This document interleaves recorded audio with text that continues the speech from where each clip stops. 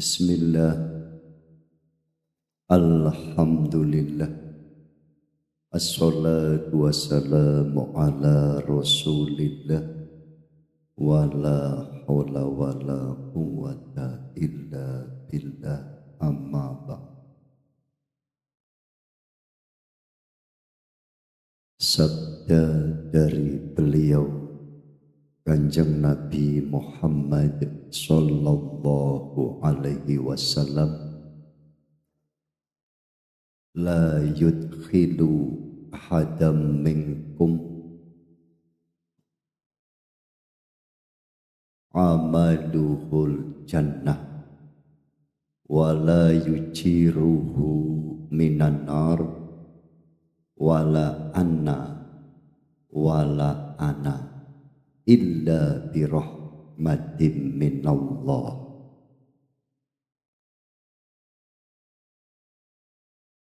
Para sahabat bertanya kepada beliau Kanjeng Nabi, manusia itu bisa masuk surga apakah karena amalnya? Maka beliau Kanjeng Nabi menjawab, memberikan penjelasan, la yudkhilu ahadam minkum amaluhul jannah.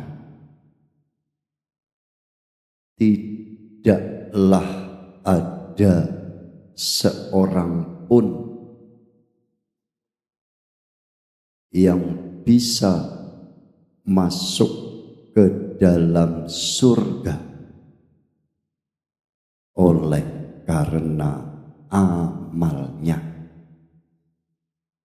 Ini jawaban dawuh dari beliau Kanjeng Nabi Muhammad sallallahu alaihi wasallam. Lantas para sahabat itu bertanya, bagaimana dengan panjenengan ya Rasulullah? Apakah engkau juga demikian? Masuk ke dalam surga juga bukan karena amalnya. Beliau Kanjeng Nabi pun menjelaskan, wala ana illa birahmatin minallahi ta'ala. Tidak pula dengan diriku. Maksudnya aku pun bisa masuk ke dalam surga bukan karena amalnya. Illa birahmatin minallah. Aku masuk ke dalam surga itu semata-mata karena rahmat dari Gusti Allah.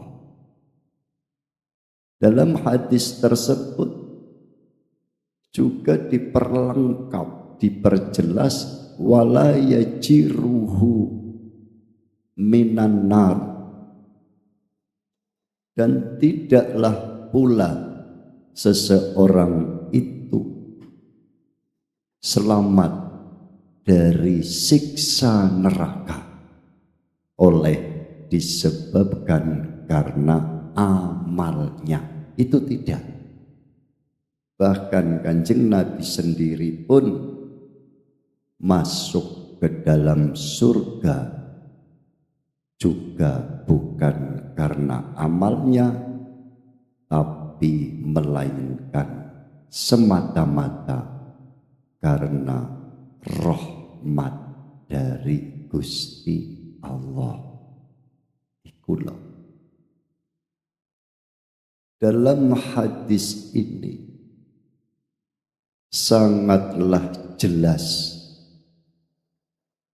seseorang itu dari umat manusia sampai bisa masuk ke dalam surga adalah bukan karena amalnya, tapi karena rahmat dari Gusti Allah. Ini mohon dipahami, karena digelarnya tauhid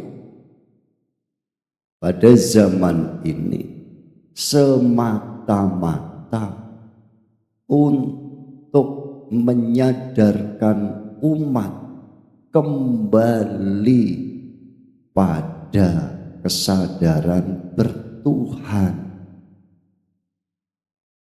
Iki maksudnya digelarnya ilmu tauhid untuk mengajak umat menjadi umat yang berkesadaran dalam bertuhan.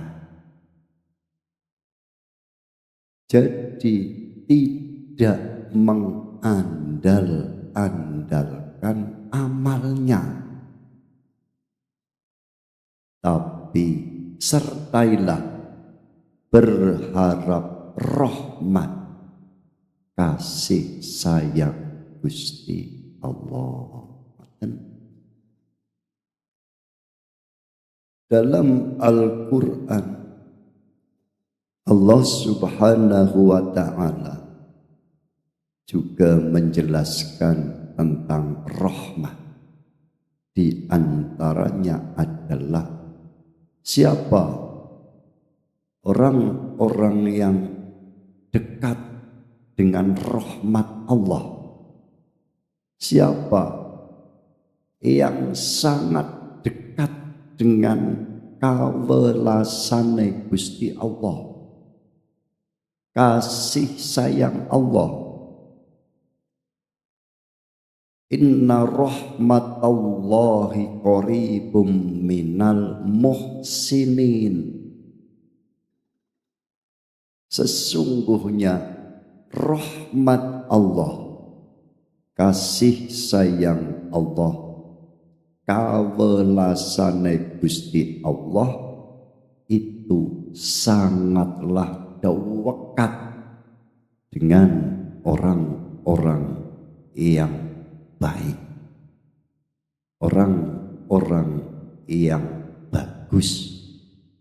Muhsinin jamak, orang-orang yang bagus. Siapa muhsinin ini yang disebut muhsin?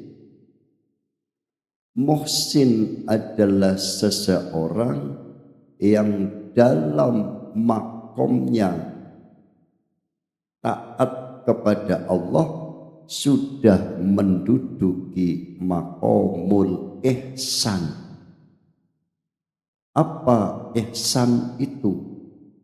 Dawuhnya sabda dari beliau Kanjeng Nabi Muhammad sallallahu alaihi wasallam, anta budallaha ka'annaka tarah fa illam takun tarah fa innahu yaraka.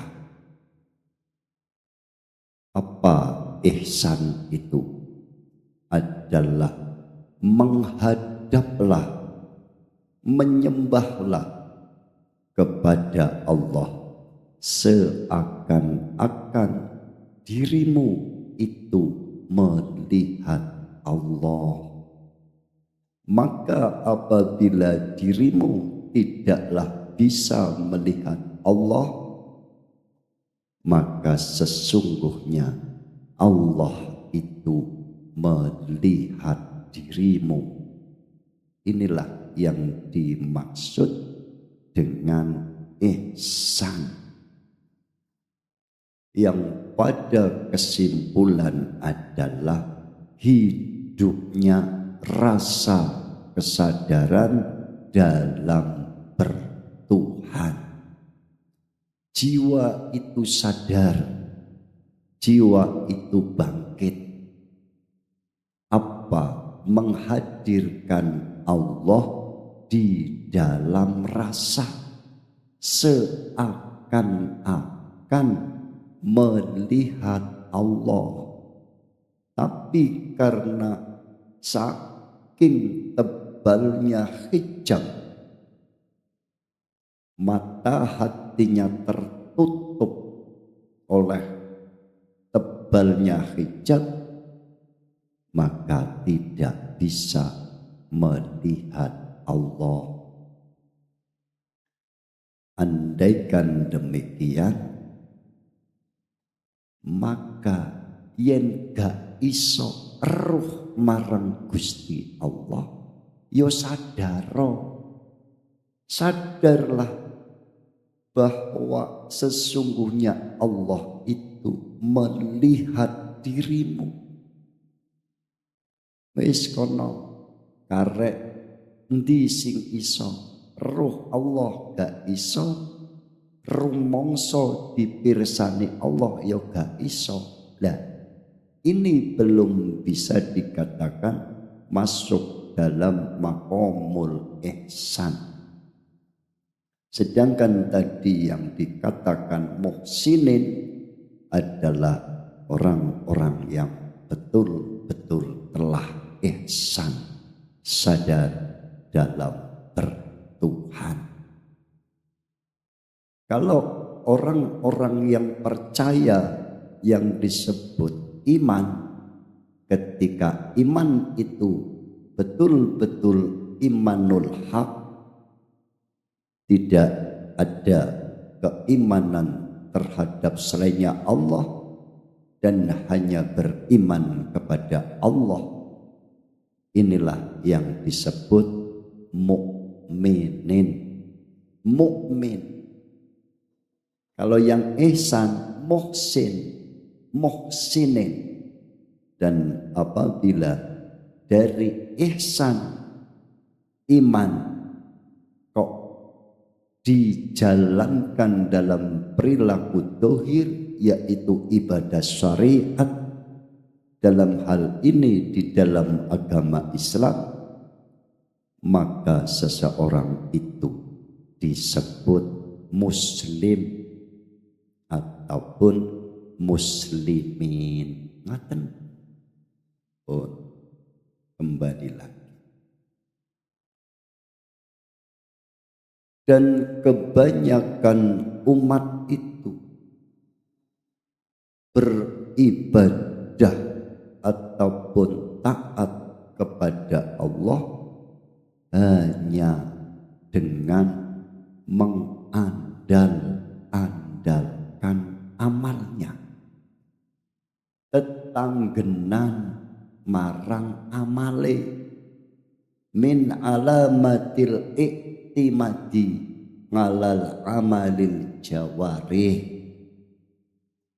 Tanda-tanda daripada seseorang yang mengandalkan amalnya, dalam hal ini adalah amal jawarih, amal dohir, perilaku syariat, karena kurangnya berharap rahmat terhadap Gusti Allah.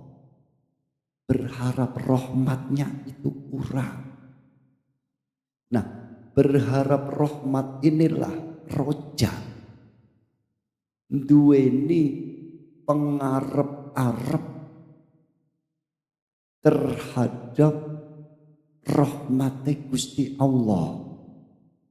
Jadi gak ngendel-ngendelake, gantungake marang amale.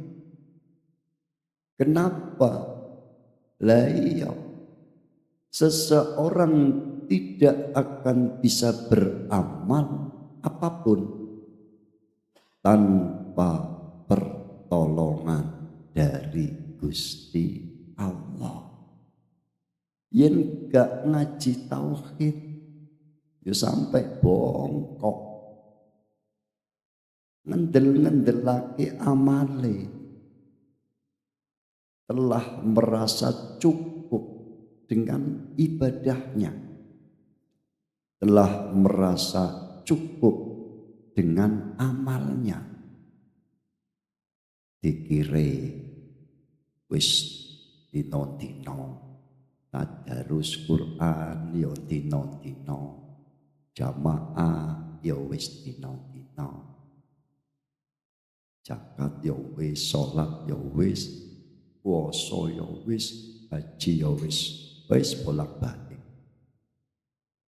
Merasa cukup. Iki loh yang dimaksud ya tamidu alaiha fi dukhulil jannah wa tana'umi fiha wan najati min adabillahi ta'ala. Orang-orang yang beribadah jawari dohir dalam hal ini di syariat, nuwun sewu ngapunten, mohon maaf, kebanyakan mengandalkan amal itu. Dengan amal itu mereka berpikir akan bisa masuk surga dan akan mendapatkan kenikmatan di dalam surga dan akan selamat dari siksa api neraka. Iki dicacat, ini kuranglah tepat, tidak baik. Nopo wanasium mirru'yatin nafsi wa nisbatul a'mal ilaiha.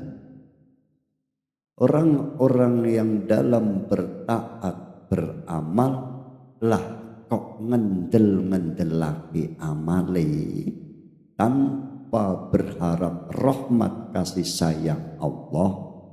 Ini disebabkan karena melihat dirinya bisa beramal.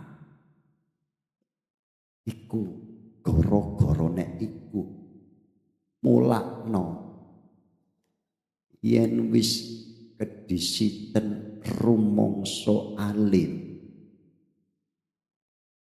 rumangsa pinter, rumangsa bener, iki wis angel.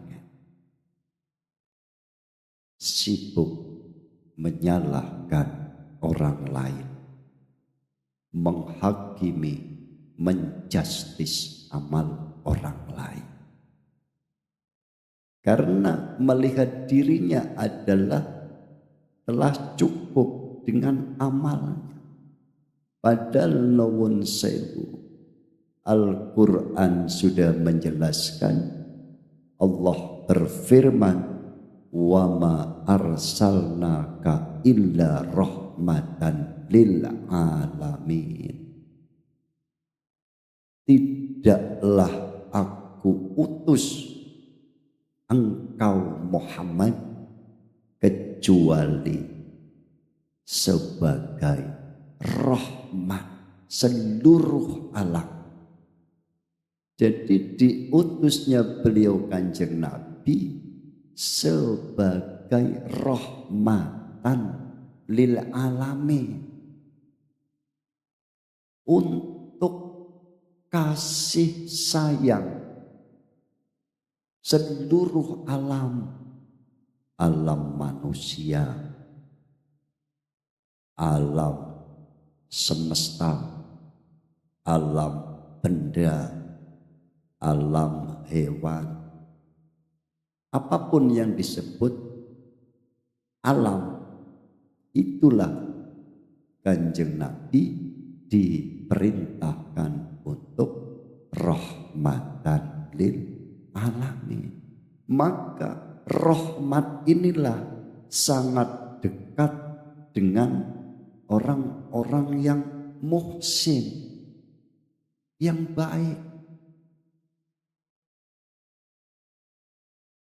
Kebaikan yang dalam maqamul ihsan ini orangnya disebut muhsin, ini benar-benar kebaikan yang asli, murni, kebaikan dari Gusti Allah. Beliau-beliau yang sudah duduk di maqam ihsan tidaklah akan pernah merasa dirinya bisa berbuat baik, tapi beliau sadar dirinya hanya diperjalankan oleh Allah dengan kebaikan Allah itu sendiri. Itulah maksudnya, itu muhsin. Nah, untuk mencapai makom ihsan ini, prayogine haruslah dari muraqabah. Muraqabah iku artine nginjen-nginjen. Apa nginjen-nginjen? Ngintip-ngintip. Nginjen-nginjen iku lah. Mengawasi. Apa yang diawasi? Mengawasinya dengan rasa.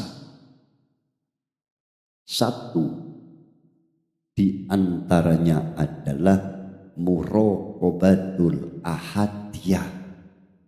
Yang kedua adalah muraqabatul aqrabiyah. Yang ketiga adalah muraqabatul ma'niyah. Kalau saya jelaskan semua, kurang lebih bab muraqabah itu ada 20 macam muraqabah yang akan saya urai secara garis besar 3 saja. Yang pertama, muraqabatul ahadiyah. Kita harus sadar, nginjen-nginjen, mengawasi dengan rasa sadar sesadar-sadarnya bahwasanya Allah itu ahad. Menyadari, memahami, merasakan, menyaksikan Allah itu ahad, ini membutuhkan jiwa yang sadar dalam bertuhan. Maka dari itu digelarnya tauhid oleh Allah untuk mengajak umat kembali sadar apa mengesahkan Allah. Bukan berarti Allah tidak esa. Allah itu esa, tunggal, ahad. Dengan ilmu tauhid ini untuk manunggalake rasa sambung menyang Gusti Allah.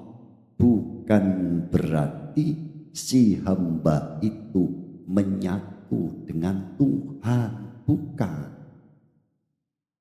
Bukan yang seperti mereka sangka dalam Wihdatul Wujud ataupun Syekh Siti Jenar, menyatunya makhluk dengan Sang Kholik, menyatunya hamba dengan Tuhan.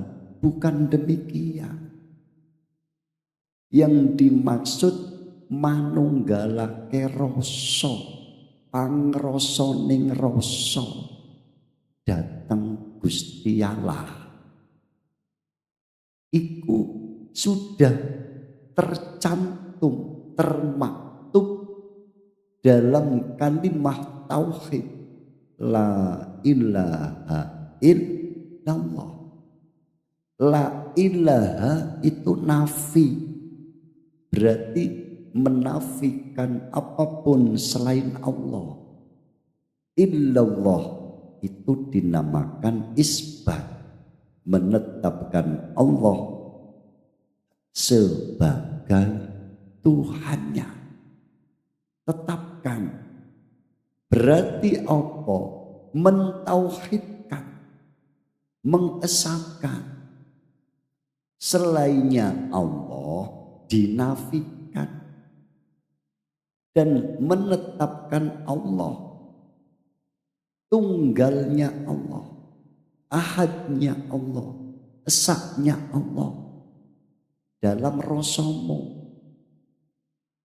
Kowe jek kurang paham, ngeten, fanakan apapun selain Allah dalam rasamu, kosongkan apapun perkara-perkara selain Allah dalam hatimu, dalam jiwamu, dalam pikiranmu, dalam gerak diamu, dalam pandanganmu, dalam pendengaranmu, dalam ucapanmu, dan lain sebagainya. Fanakan, kosongkan, iku maksudi manunggaling rasa. Mboten ateges awak iki ngaku dadi Gusti Allah. Mboten.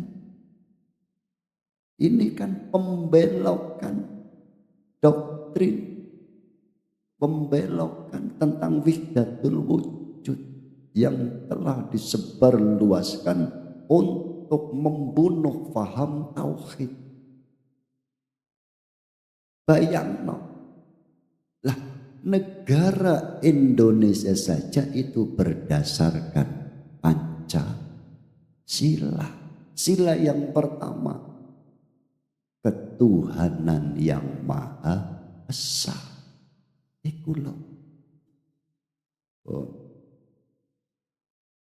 Itu muraqabatul ahadiyah. Yang kedua, muraqabatul akrobiyah. Apa? Allah iku parek dekat. Wa idza sa'alaka ibadi anni fa inni qarib. Dan jikalau hambaku ada yang bertanya kepadamu Muhammad tentang aku, maka jawablah, aku sangatlah dekat. Iku lho pernyataane Gusti Allah. Aku iku warek, dekat, cerah. Yen wis paham iki, teng tauhid iki, Allah itu dekat, sangat dekat. Awakmu gak perlu dekat, Bu. Allah dhewe wis parek. Tapi dekatnya Allah tidak berjarak. Jauh tidak berjarak. Dekat tidak bersentuh. Itulah bangsa maknawi, bangsa rasa. Itu tidak paham. Wa nahnu aqrabu ilaihi min hablil warid. Sesungguhnya kami, kata Allah, aku lebih dekat daripada urat lehermu. Ulo dirasakno. Itu masih kurang paham. Maka masuklah ke dalam muraqabatul ma'iyah. Apa? Allah menyatakan wa huwa ma'akum aynama kuntum, dan dia Allah bersamamu, barengi, yo bareng, boten pisah. Tapi awakmu sing jaluk pegatan naik, lari dari Allah. Maka di ayat lain diperintah, fafirru ilallah, cepat-cepatlah berlarilah, kembalilah kepada Allah. Ndang-ndang. Ngaten pun. Allah iku barengi yen sadar. Iso dirasakno. Laiku umpama mata ini bisa berkedip, bayangno yen gak iso kedip. Iku bareng. Nafas ini keluar masuk, yang barengi.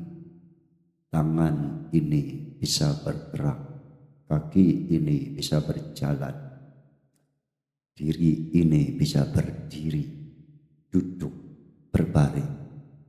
Bahkan di dalam sholat, berdiri, rukuk, sujud, duduk, ikulah rasakno iki. Kula nuwun sewu ngapunten, mohon maaf. Dalam satu makalah disebutkan tentang perihal sejatine sholat. Apa dalam makalah itu yang disebutkan? Wa'lam anna kulla sholatin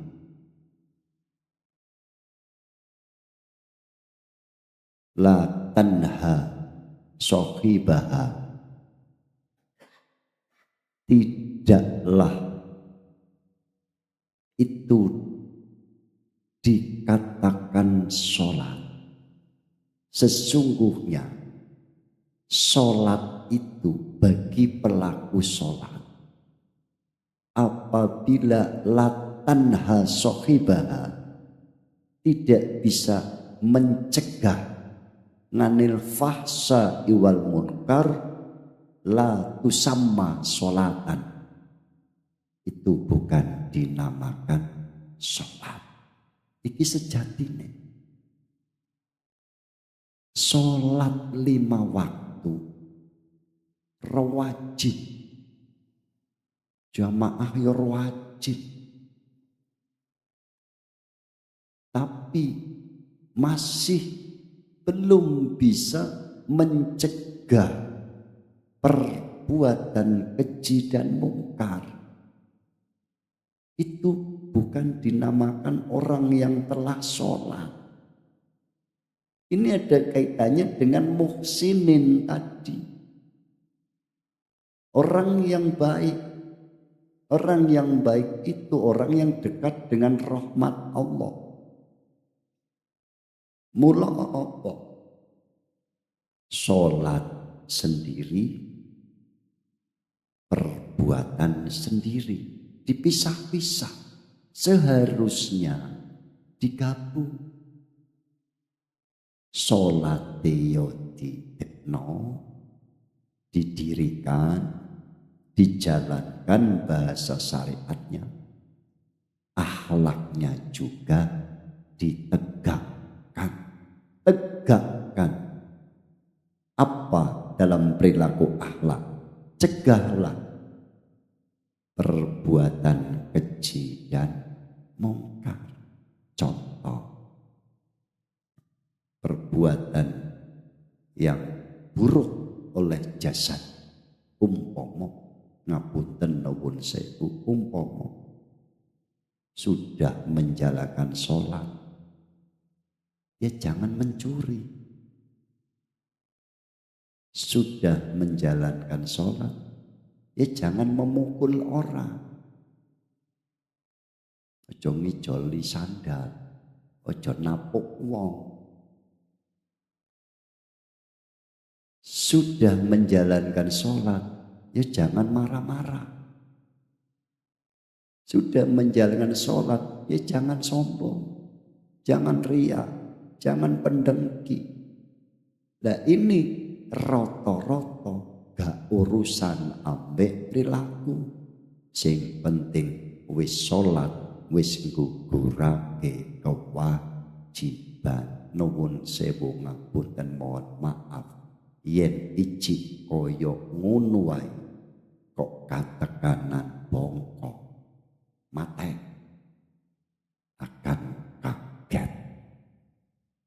Ternyata yang dilakukan selama ini adalah sia-sia. Alladzina dhalla sa'yuhum fil hayatid dunya wa hum yasabuna annahum yuhsinuna sun'a. Mereka adalah orang-orang yang sia-sia amal perbuatannya.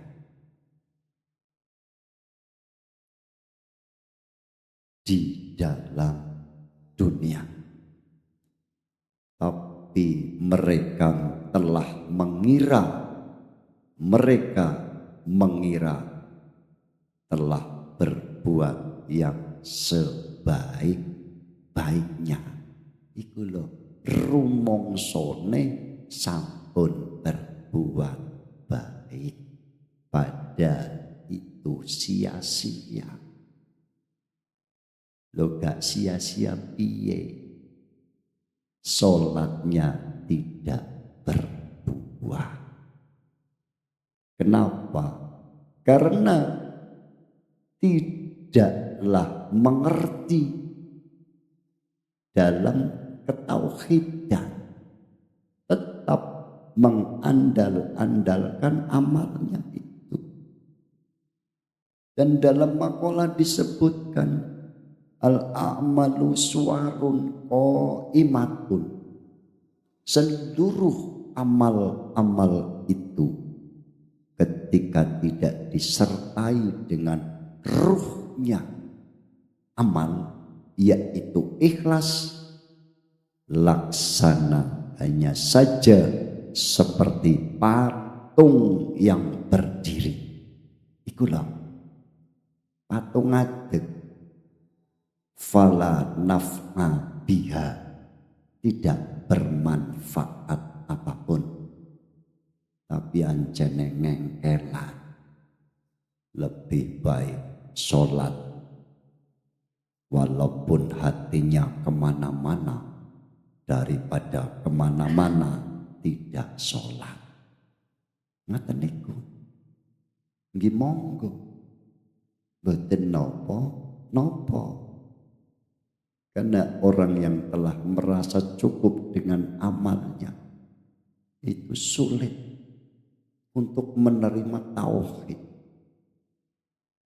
Karena tauhid inilah yang akan menghidupkan segala apapun ibadah. Gerak-gerik perilaku ibadah itu bisa ada ruhnya ketika telah betul-betul manunggalake rasa dhateng Gusti Allah. Iku maksudnya. Saya teruskan. Dalam muraqabah tadi, muraqabatul ahadiyah, muraqabatul aqrabiyah, muraqabatul ma'iyah. Kalau ini sudah dalam proses muraqabah yang tadi saya jelaskan, bisa masuk ke dalam maqamul ihsan. Di maqam ihsan inilah seseorang akan dibukakan kesadaran, sudah bisa menafikan apapun perkara-perkara selain Allah, sudah bisa mematikan keakuan diri, mutu qabla an tamutu, matikan dirimu sebelum matinya dirimu. Ini maksudnya matikanlah keakuan dirimu. Apa sih keakuan dirimu? Yo ngaku-ngaku. Ngaku apa? Yo oke. kebak, ngaku sugih, matikan. Ngaku alim, matikan. Ngaku pinter, ngaku bener, ngaku duwe iki, duwe iko, iso iki, iso iko, matikan. Yen iku gurung dipateni sampai bongkok, gak iso ngraosake menghadirkan Allah di dalam rasa, tidak bisa. Padahal nuwun sewu ya rek, nuwun sewu. Yen wis iso mematikan keakuan diri, wis ta enak, los, hatimu akan penuh dengan nur makrifat, cahaya makrifat. Si tok gak paham, buaan egomu iku buaan. Awasi opo wae ketika perilakumu ataupun kebaikanmu ataupun seluruh amal ibadahmu kok ada rasa ingin dilihat orang, ingin validasi, diakui oleh orang ataupun makhluk, buah.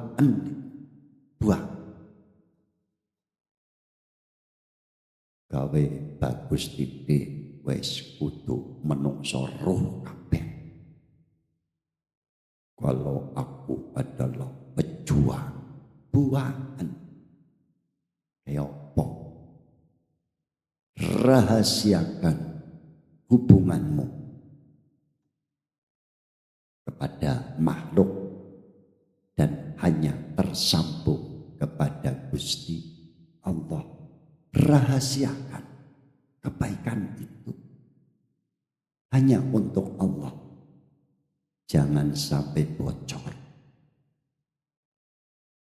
Nah inilah orang-orang yang belum bisa membunuh egonya.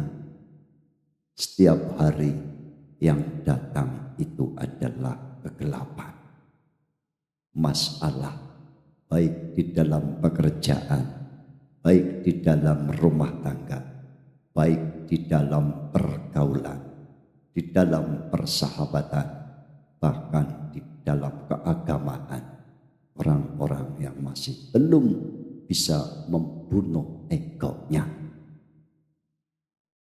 orang-orang yang semacam ini akan terlempar dari wilayah kesucian Allah, tidak akan bisa masuk, tidak akan bisa mendekat. Saksikan hari ini, saksikan. Pinter titik langsung menghakimi, membuli, mengkafirkan, sesat, kafir, musyrik, apa maneh murtad, khurafat, hadu, macam-macam. Bagi orang-orang yang telah ma'rifat, tidak boleh membalas, tidak boleh. Bakti omong ya opo, terimanan. Sebab ini adalah sunatullah, perjalanan yang harus dilalui. Diomong gak trimo, balas gak perlu. Kulo pesen saestu, ketika ada yang membuli, mengatakan ini dan itu, biarlah, ndak apa-apa.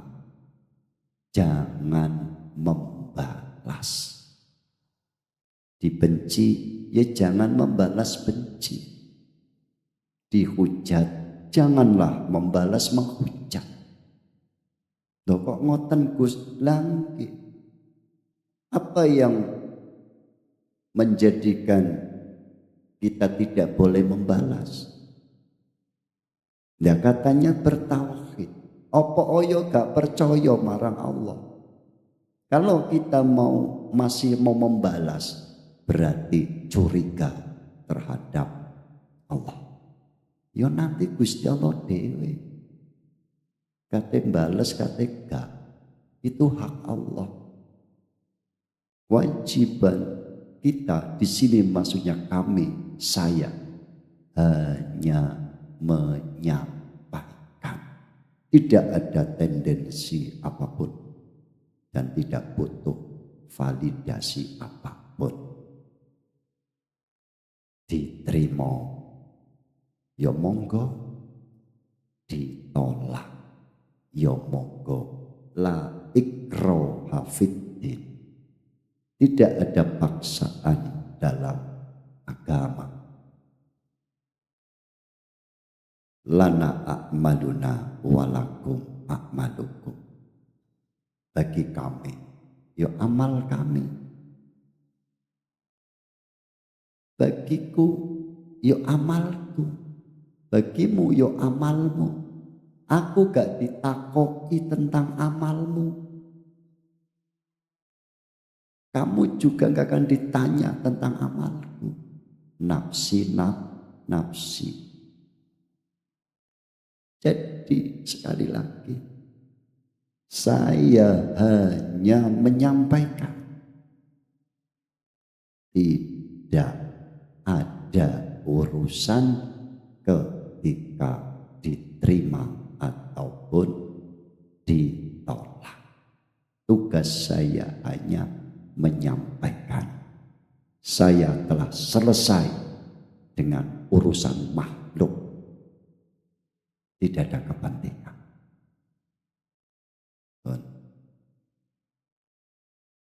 Terus bagaimana agar kita sebagai si salik bisa sampai makom ihsan? Maka di sini telah diajarkan, dibimbing, dituntun dengan proses masing-masing tingkatan. Yang salah satunya adalah melalui zikir dan kholwat. Ini juga ada makolahnya.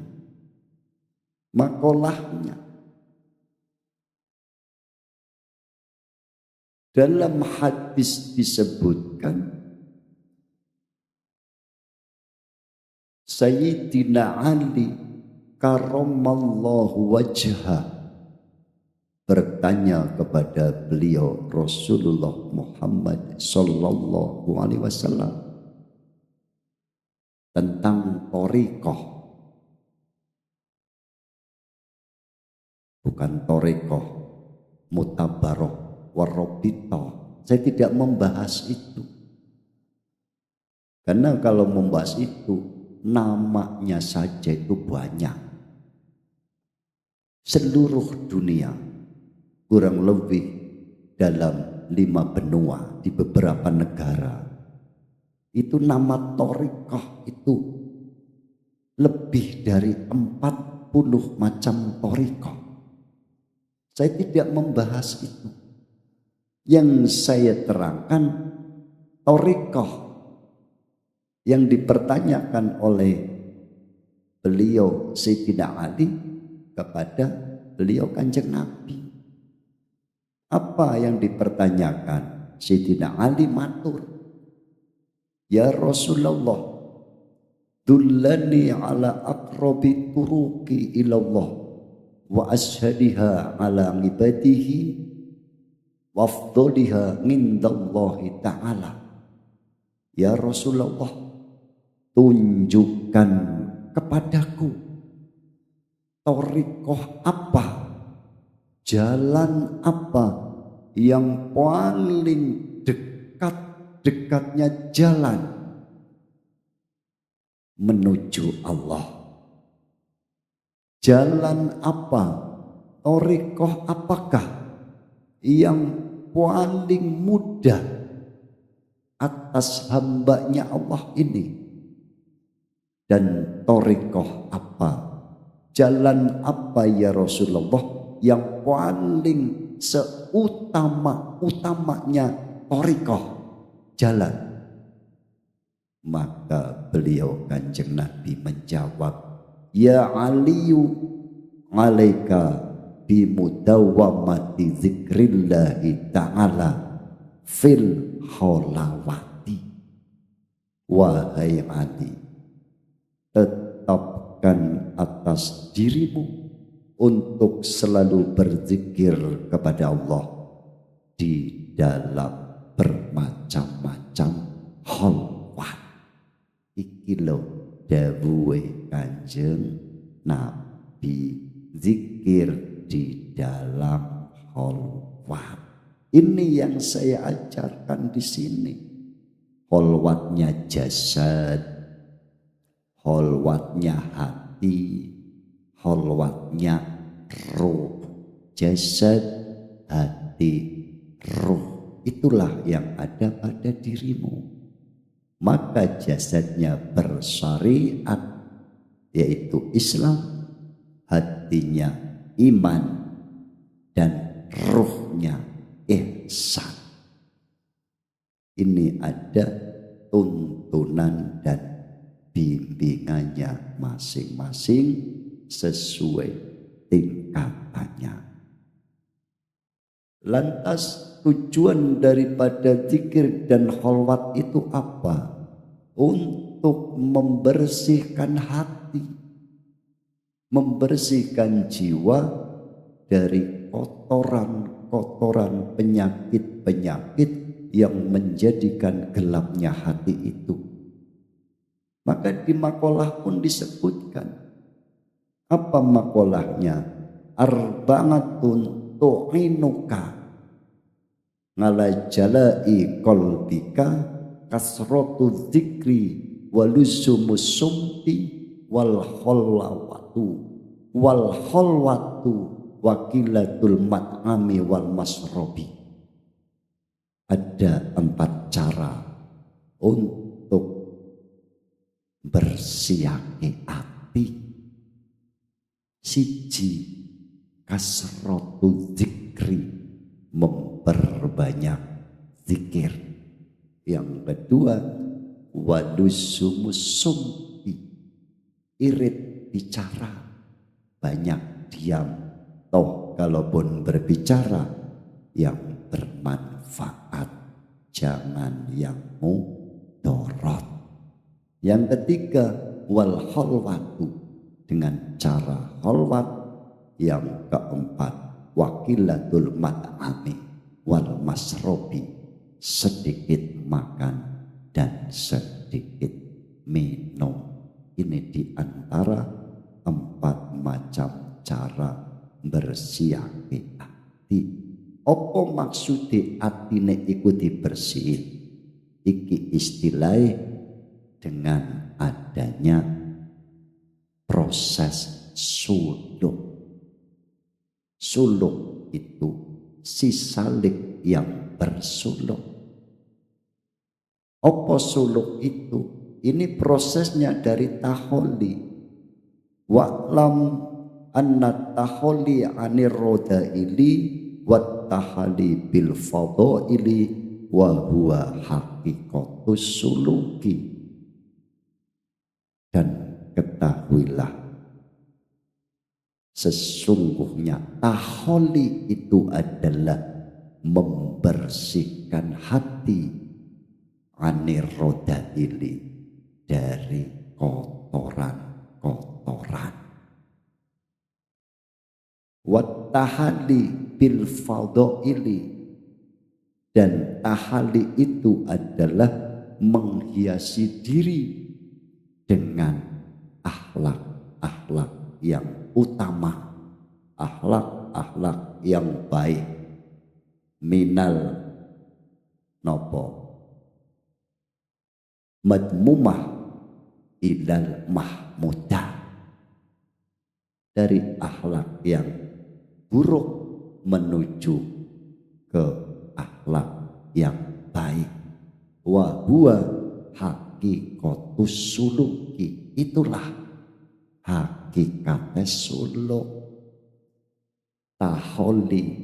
Tahali nuju marang tajati. Yen gurung iso melakukan proses taholi dan tahali ini, jangan berharap akan bisa usul sampai kepada Allah. Ini proses wasilun, proses sisalik murid yang dibimbing mursyid dalam bersuluk itu. Prosesnya dinamakan proses wasilun ataupun kasbiyun dengan dzikir dan khalwat. Bagi si murid, yaitu si salik, prosesnya disebut suluk. Suluk itu adalah proses taholi dan tahali, agar si murid itu nanti menjadi murad. Murad itu adalah murid yang dikehendaki oleh Allah, maka namanya murad. Murid murad, maka nanti si murid itu wirid, sebab adanya warid. Tambah ngelu suwe-suwe Gus ngaji ambek kon iku. Iki cocok logi. Gatuk napa wae mboten. Wonten makalah sedaya. Lah jere sing ditakokno dalil, ditakokno hujah iku lho. Hujah. Terus dalam proses suluk itu yang tadi saya katakan si salik ataupun si murid, ini proses wasilun, kasbiyun, dari bawah naik. Kalau diilustrasikan dari bawah naik, jahar, nafi isbat, siri, ofi, sirul asror, makomul fana, makomul bako, makomul jami, sakit turute.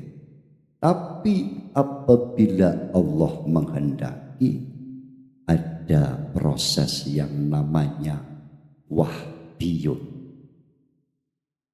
langsung ditarik oleh Allah, diputus dari seluruh makhluk, si hamba ini menjadi majdubun, orang-orang yang jadab, gendeng ambek Gusti Allah. Dan orang yang jadab ini tidak diizinkan untuk mengajar terhadap umat. Tidak. Yang ditugaskan adalah yang dari proses si salib, si murid dalam bersuluk sampai nanti di puncaknya makrifat. Apabila dikehendaki oleh Allah, akan diturunkan lagi dengan safarut taruki untuk menyampaikan tauhid kepada umat. Mula apa? Baik yang wasilun, kasbiyun ataupun wahbiyun dan majdubun, sama-sama wusul sampai makrifat kepada Gusti Allah. Tapi yang paling utama, walaupun semuanya utama, adalah yang dari jalur proses wasilun. Karena bagaimana si murid itu telah melalui berbagai macam rintangan, jatuh bangun, biar pet, maka ketika sudah bisa fana, sudah bisa melepaskan segala keakuan diri, yang ada hanya Allah, yang wujud hanya Allah, yang hidup hanya Allah, maka si murid ini akan menjadi murad dikersakake dening Gusti Allah, menjadi kekasih Gusti Allah. Tapi yo iku rek ujiane yo oke, yo gede, yo gak mari-mari. Sebab apa Allah mendatangkan ujian itu? Untuk memutuskan segala apapun, sehingga dirimu merasa lemah. Setelah sadar dirimu lemah, la haula wala, maka akan bersandar kepada Allah. Illa billah, hanya pertolongan Gusti Allah. Dan Allah wa iyyakum wal afa minkum. Assalamualaikum warahmatullahi wabarakatuh.